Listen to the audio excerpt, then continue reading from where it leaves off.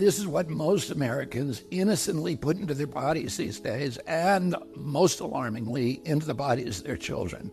And it's no coincidence that Americans die earlier than Canadians or Germans or Italians or Japanese or Koreans or Australians or most any other comparable country.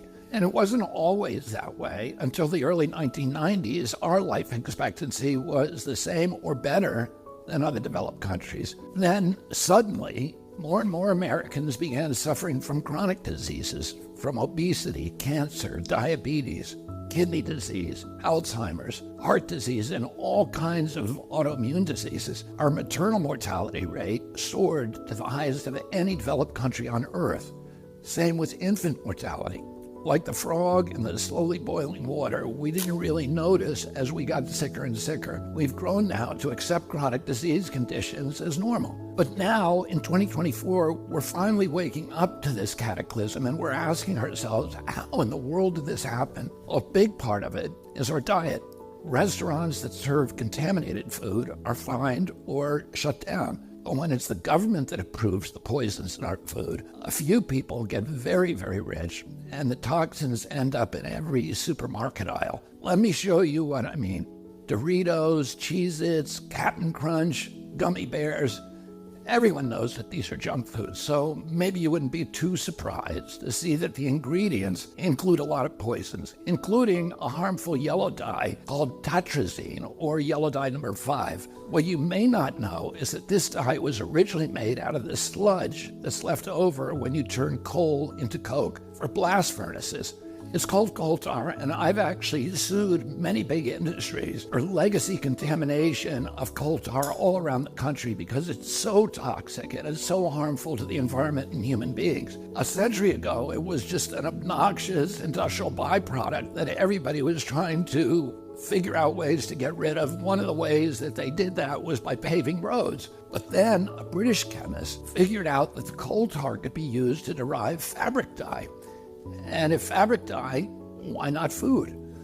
Food manufacturers began using it to cover up the discoloration of low-quality foods that they wanted to pass off on unsuspecting customers. They didn't know back then that this yellow dye, tartrazine, causes tumors, asthma, developmental delays, neurological damage, ADD, ADHD, hormone disruption, gene damage, anxiety, depression, intestinal injuries.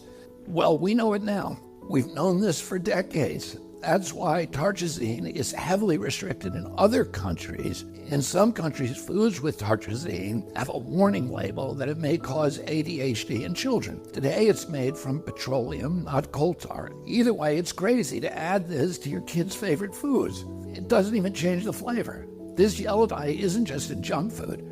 It's in the foods that we consider healthy. It's in everyday kids' snacks like popcorn, mac and cheese, fruit snacks. It's in sports drinks like Gatorade and so-called vitamin water. It's even added to chicken broth, to corn, to pickles, to mustard, and to yogurt.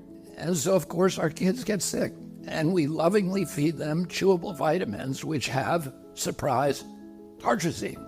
And so the cycle continues until the coughs and asthma kick in, at which point you go to pick up some cough syrup. And yeah, you guessed it, tartrazine. I've been picking on tartrazine today, but that's just one of at least 100 chemical poisons that our health agencies allow into our children's food. I can make a video just like this to talk about Red 40, BHA, BHD, potassium bromate, chemical after chemical, and on and on and on. If just one of them can cause all of these problems, imagine what they're doing in combination. That has never been studied. If we took all of these chemicals out, our nation would get healthier immediately. We'd have fewer sick days. We'd have better focus. We'd have less anxiety. Our kids would learn more easily. We'd lose weight.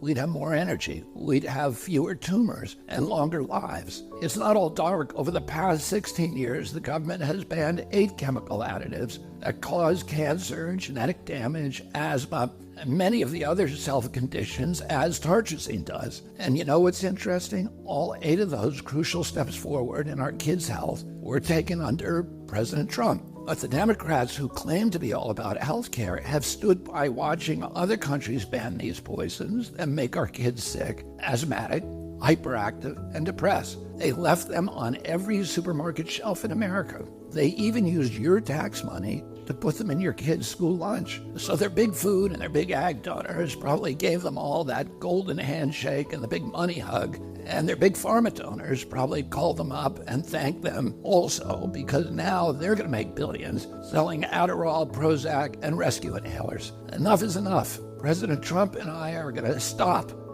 the mass poisoning of American children. Together, we're going to make America healthy again.